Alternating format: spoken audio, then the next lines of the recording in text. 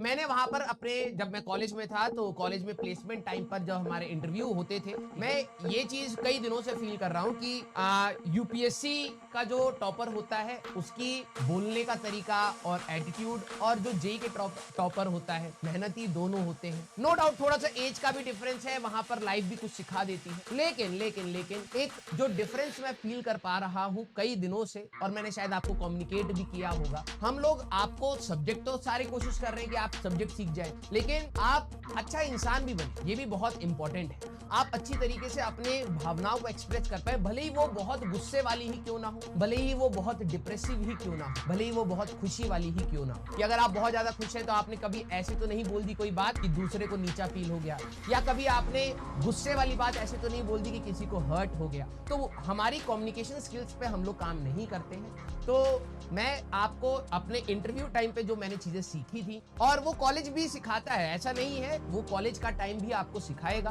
तो अगर आप एक अच्छी रैंक लेके आते हैं, वो एक नो डाउट एडिड एडवांटेज है आपके एकेडमिक फ्रंट पर, लेकिन पर्सनल फ्रंट मेरे को पता है कई सारे बच्चों का बहुत वीक है। जब मेरे से ये चीज पूछी गई थी, धीरे धीरे आपके वोकैबुलरी को थोड़ा सा चेंज करना, बोलना वही है लेकिन यस उसको थोड़ा सा घुमा फिरा के बोलना है, डिप्लोमेटिक वे में बेसिकली बोलना। जैसे मेरा जब इंटरव्यू हुआ था तो मेरे से पूछी गई थी कि आप अपनी वीकनेस बताइए। ऑब्वियस सी बात है कि जिस कंपनी में मैं अप्लाई कर रहा हूं, अगर वो मेरे से कमियां पूछेगा, मैं कमियां अपनी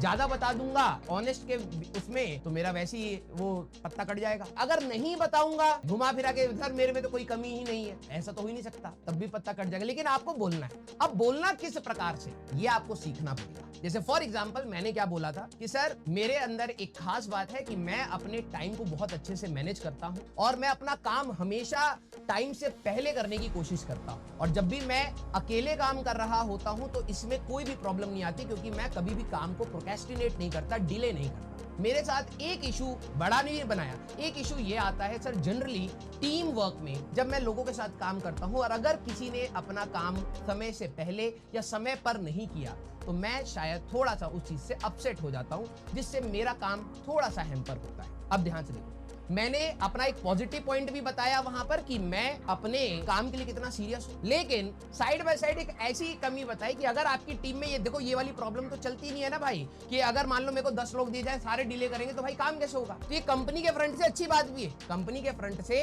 अच्छी बात भी है कि हाँ यार ये बंदा काम को डिले नहीं होने देगा। लेकिन मैंने उसमें अपनी एक वीकनेस भी बता दी कि मैं जनरली अपसेट हो जाता हूँ या लोगों को थोड़ा सा सुना देता हूँ। तो आपको अपनी कमियों को बताने का भी तरीका होता है। इसीलिए मैं हमेशा कहता हूं कि अगर आपको मेरी कमी भी बतानी है, आप अच्छे वे में बताइए। अच्छा वे मतलब ये नहीं है प्रेज करने वाली बात, लेकिन आप उसको इस तरीके से बताइए कि मैं एटलीस्ट उसको ग्रैस्प कर पाऊं कि एक्चुअली प्रॉब्लम, वो ईगो क्लैश ना आ जाए। क्वेश्चन आपसे नहीं सॉल्व हो रहे, मैं तो बोलूंगा अगर आपके पास क्वेश्चंस ना सॉल्व होने वाला अमाउंट ज्यादा है, that means you should be very happy, क्योंकि